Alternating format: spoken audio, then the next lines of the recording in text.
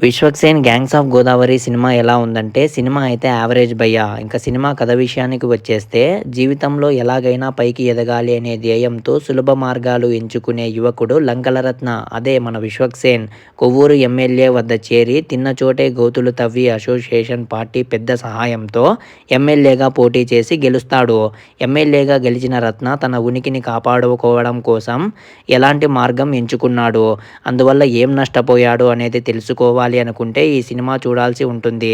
విశ్వక్సేన్ గోదావరి యాసను స్పష్టంగా పలకలేకపోయాడు కానీ రత్న అనే పాత్రలో జీవించేశాడు. ఆ పాత్రలో ఉన్న చీకటి కోణాన్ని తన నటనతో బాగా ఎలివేట్ చేశాడు.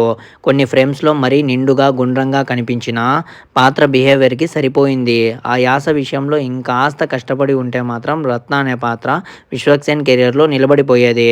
ఇంకా అంజలి ఈ సినిమాలో మంచి బరువైన పాత్రలో కనిపించింది.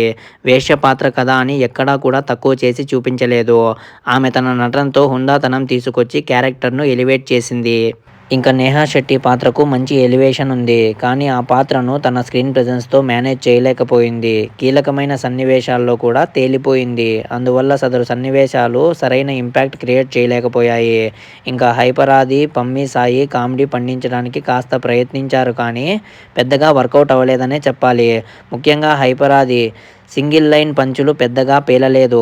గోపరాజు రమణ, నాజర్, సాయి కుమార్ తదితరులు తన సీనియారిటీని ప్రూవ్ చేసుకున్నారు. ఇంకా ఈ సినిమా డైరెక్టర్ కృష్ణ చైతన్య తన దర్శకత్వ ప్రతిభను రాతకు మాత్రమే పరిమితం చేశాడు. అది కూడా ఫస్ట్ హాఫ్ వరకే. సెకండ్ హాఫ్ గోదావరి పరువళ్లలో కొట్టుకుపోయింది.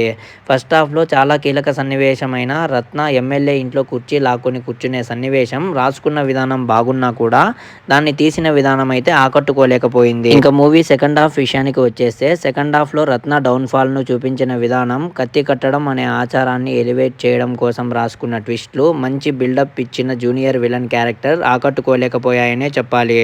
గ్యాంగ్స్ ఆఫ్ గోదావరి సినిమాకు ఇవే పెద్ద మైనస్గా నిలిచాయి.